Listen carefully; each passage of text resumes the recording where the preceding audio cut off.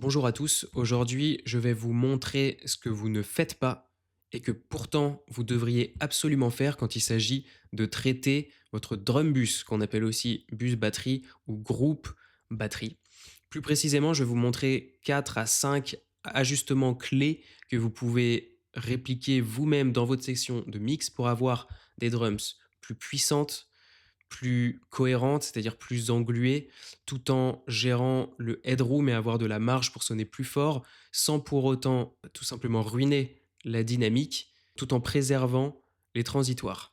On va se baser sur un guide totalement gratuit que j'ai créé et que vous pouvez aller récupérer. C'est le premier lien qui est en commentaire. Un guide 100% gratuit où je vous explique étape par étape comment traiter votre drum bus. Donc on va se baser là-dessus. Je vais mettre en pratique tout ce que j'explique dans ce guide. Je vous conseille d'aller le récupérer dans la description maintenant et de suivre la vidéo en même temps. Ça vous permettra de vraiment comprendre ce que vous faites et de l'appliquer plus facilement dans votre session de mix après. Bon, vous allez voir, il y a un petit faux raccord parce que j'ai tourné cette introduction quelques jours après avoir tourné la vidéo, mais bon, c'est pas très important. La première étape, donc en suivant le guide, ça va être la partie saturation et caractère. Là, vous voyez plusieurs pistes de batterie, donc j'ai des kicks, des hi-hats, des snares, etc., qui me donnent un ensemble qui donne ceci.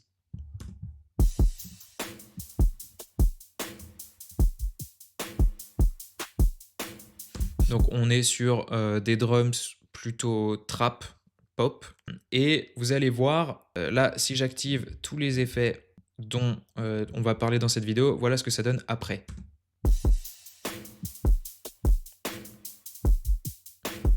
Si je les enlève, ça donne ça. Tac, tac. Voilà, donc pas besoin d'écouter plus longtemps, vous entendez bien que la différence est énorme. Malgré tout, on avait quand même une batterie qui était très punchy et très professionnelle dès le début, au niveau de la qualité du son en tout cas. Mais là, avec ces quelques effets que j'ajoute, et bah clairement, ça n'a plus rien à voir. On est sur quelque chose qui transperce carrément votre système d'écoute, qui est hyper agréable à écouter, qui est beaucoup plus punchy et qui sert complètement le contexte de la production globale. Donc déjà, la première étape que vous allez faire, c'est évidemment envoyer toutes vos pistes, vos éléments de batterie dans un groupe. Vous voyez là, j'ai mes pistes individuelles et tout ça sur Logic, je les ai sélectionnées et je les ai envoyées dans un groupe. Ça veut dire que toutes ces pistes sortent par cette grande piste principale ici. Et ça, vous pouvez le faire sur n'importe quel logiciel, que ce soit FL Studio, Ableton, Pro Tools, etc. Donc ça, c'est la première chose à faire. Comme ça, vous allez appliquer des effets directement ici sur cette piste principale, cette piste de groupe, et ça va affecter tous les éléments de la batterie. Pourquoi est-ce qu'on veut aller traiter le drum bus? Je vous l'explique d'ailleurs là-dedans, dans l'introduction. Vous pourrez aller la choper, je vous explique tout en détail. C'est parce que une batterie, c'est un instrument à part entière. C'est pas seulement un kick par-ci, une snare par-là, des hi-hats par-là. C'est un instrument complet avec plusieurs éléments.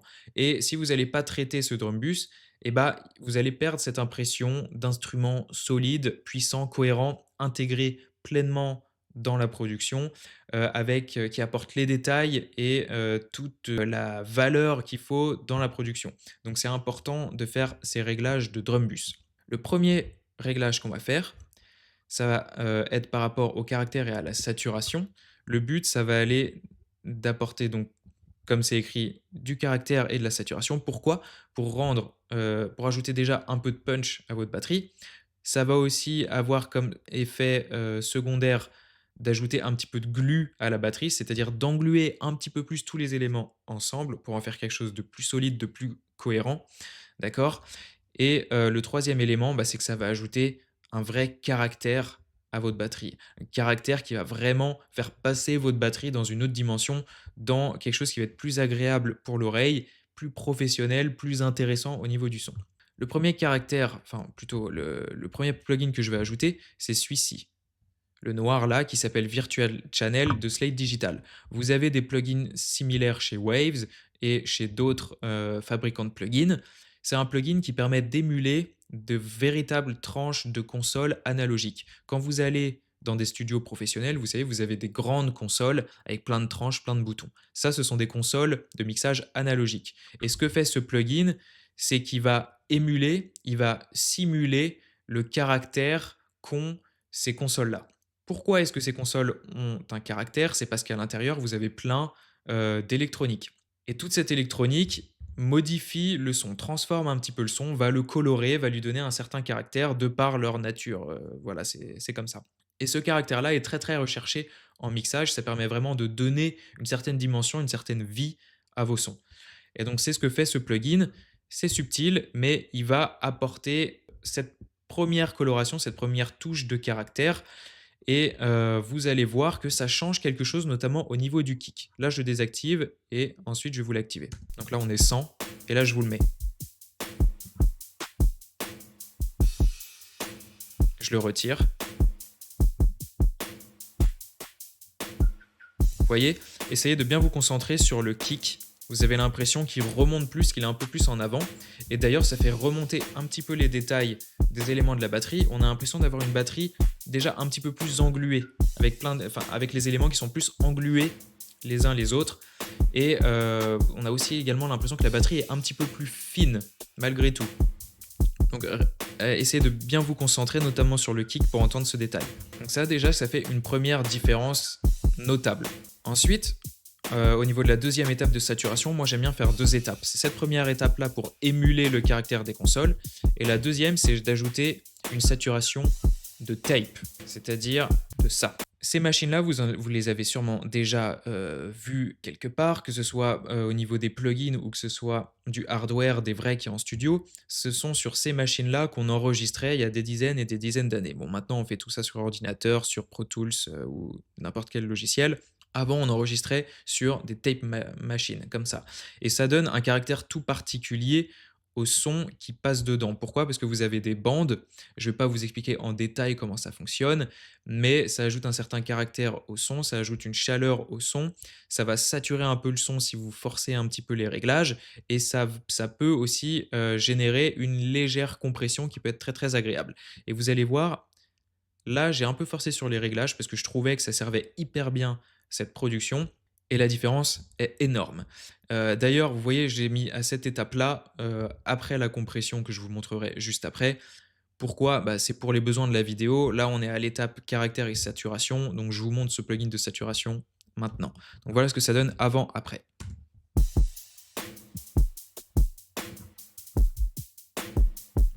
Voilà, le kick passe dans une autre dimension. Il est plus rond, plus saturé, plus punchy, un peu plus agressif.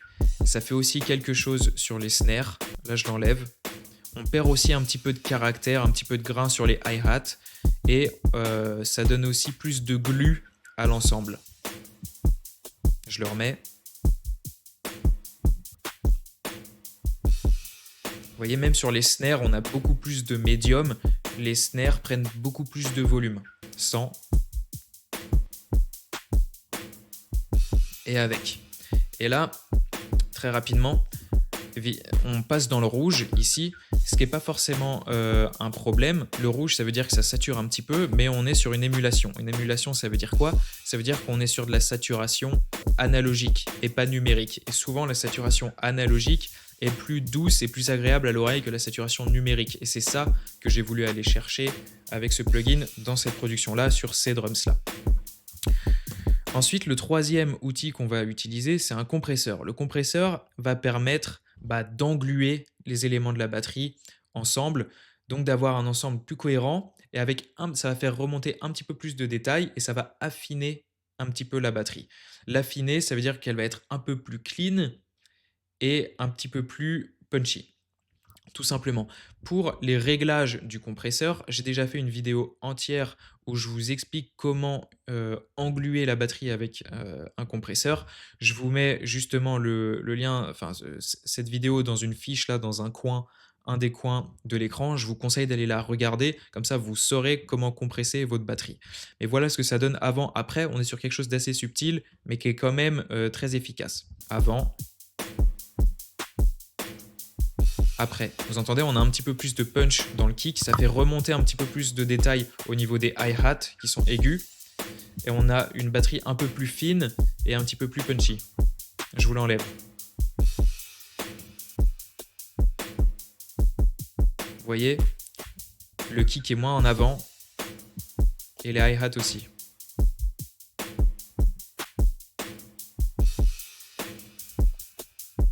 Avant, après.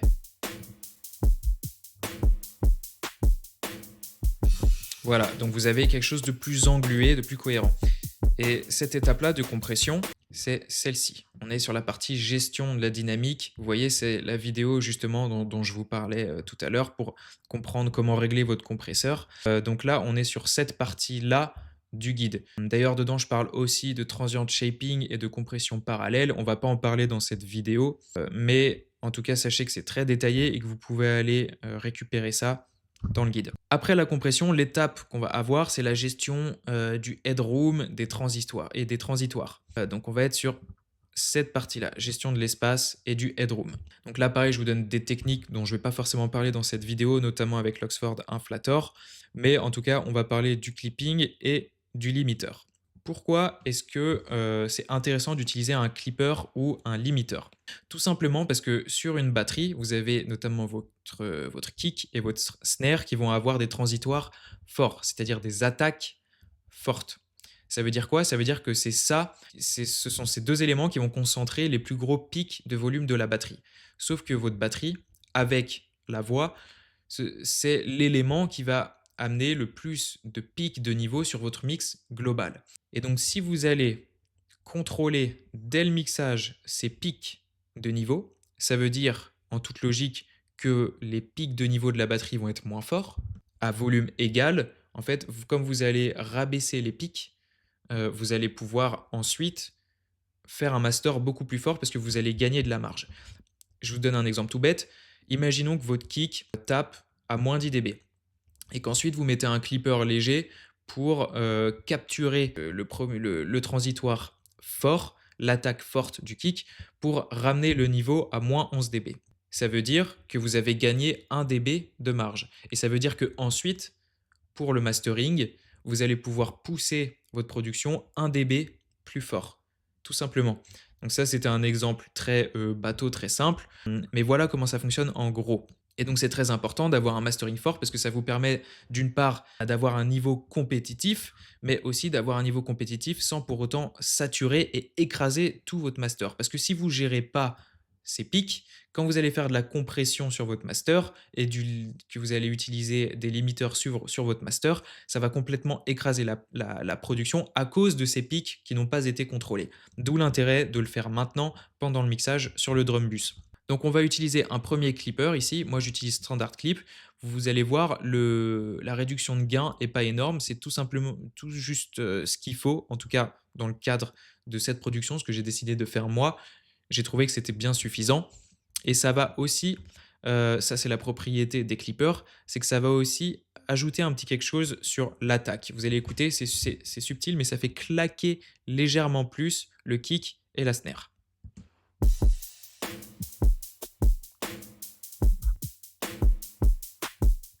Vous entendez, il y a quelque chose d'un petit peu différent sur le kick, sur l'attaque du kick. Je vous l'enlève.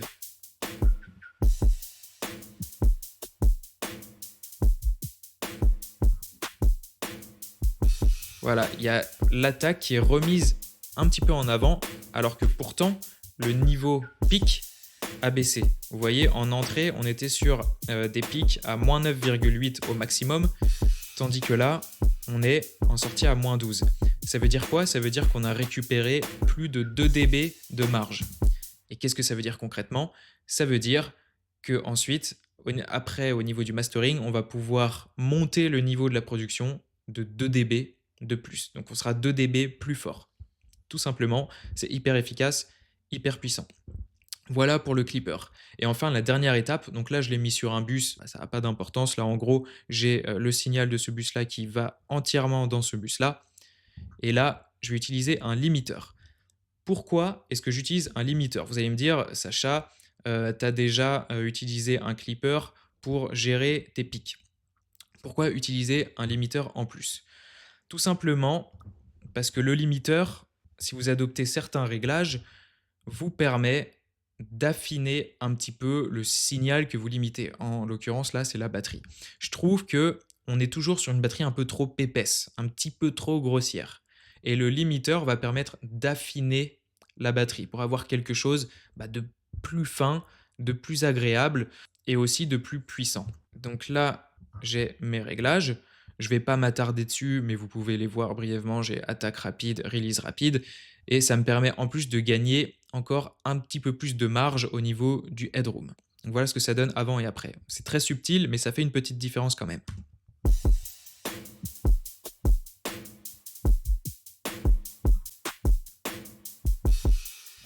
Vous voyez, là, on réduit seulement d'1 dB. Pas besoin de faire plus. Vu que j'ai déjà fait un clipper avant, pas besoin de faire plus. Et ça affine légèrement la batterie et notamment le kick. Vous voyez là, il est plus gros le kick.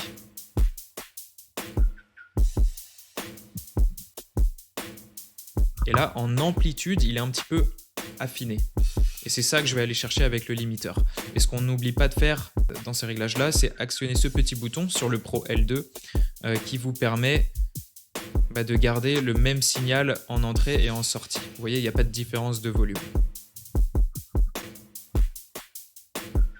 Donc avant, concentrez-vous bien sur le kick.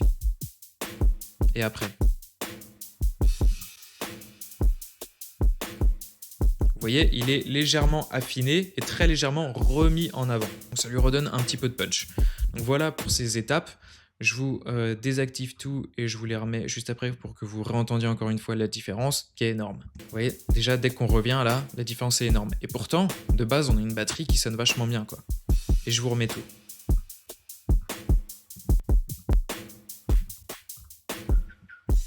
Voilà, des drums plus puissantes, plus cohérentes, plus engluées. Les éléments sont plus englués. Ensemble, on a quelque chose de plus fort. Ça fait une différence énorme, plus professionnelle.